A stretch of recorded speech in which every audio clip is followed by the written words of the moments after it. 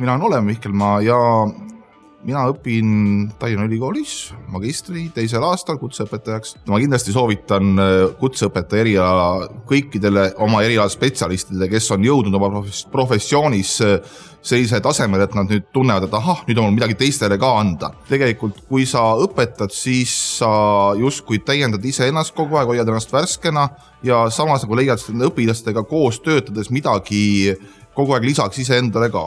Et miks kutseõppes õppida ja selle tulemusega lõpuks õpetada on nagu see, et see täiendab sinu karjääri. Sa saad nagu loogiliselt minna meistri tasemel edasi. Et minu jaoks tundub, et kui sa ei õpeta, siis sa oled kuidagi natuke nagu pool sellest professioonist.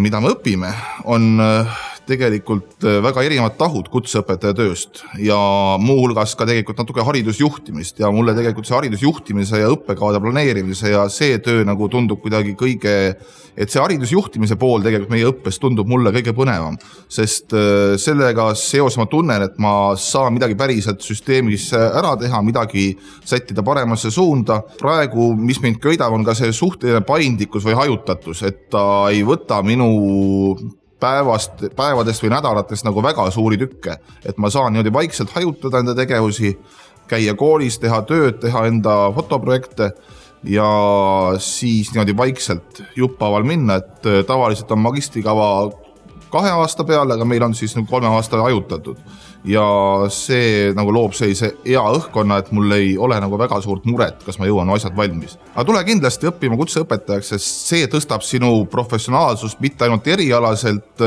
vaid ka just teiste juhendamise ja oma töökaaslast aitamise ja suunamise koha pealt.